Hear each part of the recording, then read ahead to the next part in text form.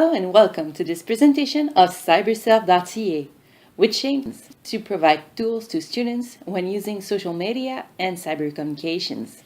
During this presentation, we'll take a look at the evolution of the project, the structure, and the content of CyberSelf.ca, as well as future developments for the project.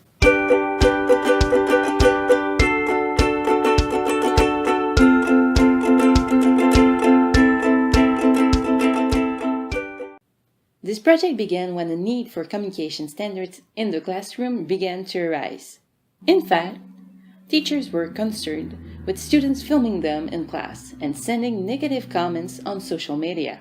Bearing this information in mind, the first deliverable proposed for this project was in fact a code of ethics for cyber communication for the collegial network. However, this situation was merely a symptom of the problem rather than the real cause. In fact, recent studies show that students themselves would like more resources to make informed decisions about social media and cyber communication. So the aim of the project changed to building an informative site for college students, which could also be a resource college teachers and pedagogical stakeholders could use. This website would cover topics ranging from risk description, identification, and prevention. There would also be a section on what to do if such a situation should have happened. Also, this website will put forward an ethical approach based on values and principles rather than a legal approach. There are 4 dimensions that drive this approach. First, the me dimension relates on the cyber identity the students build on the web, as well as the type of information that the students share about themselves.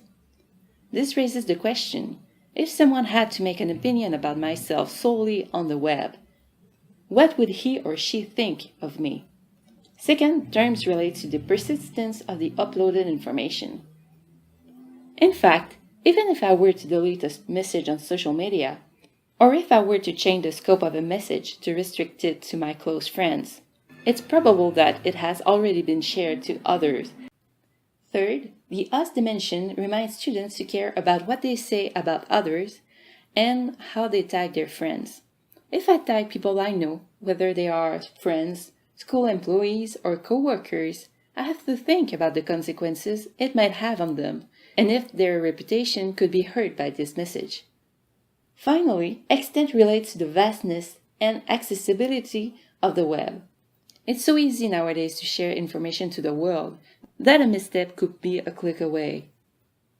As for the content of the website, it has been adapted for college students surfing the web.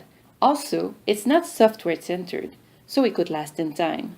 Finally, while producing the documentation for the project, the committee realized that they were building a resource for the ICT profile for college students.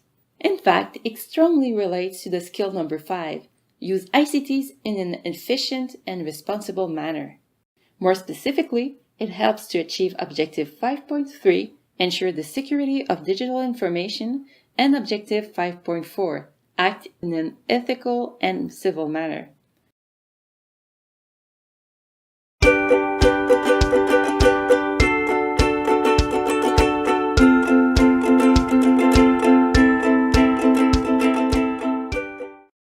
As for the website structure, there are 2 ways to navigate the site. First, the topics are listed in the top menu, and second, they are also represented as styles in the main section. Each page is built around the same model. The main title is the name of the risk. The center section presents description, identification, and prevention of the risk, as well as what to do if this risky situation should occur. Finally, the section on the right presents more information on the topic and videos.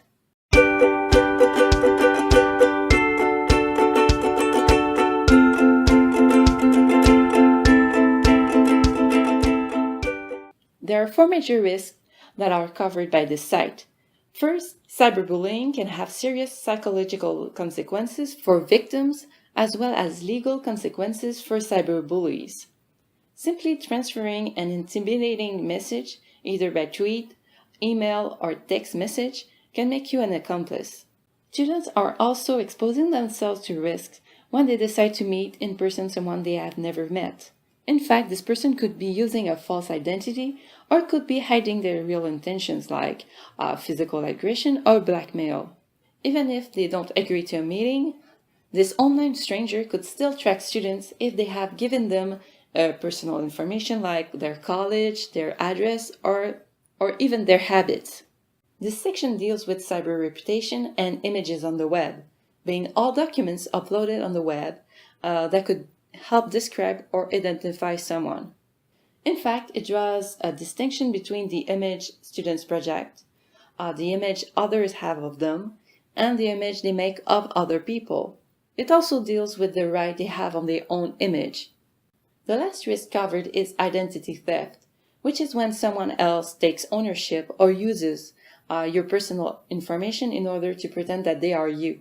It's often used to commit fraud and can be carried out through hacking or phishing. Finally, a toolbox is available to find more resources or to get immediate help if students feel like they're in a risky situation.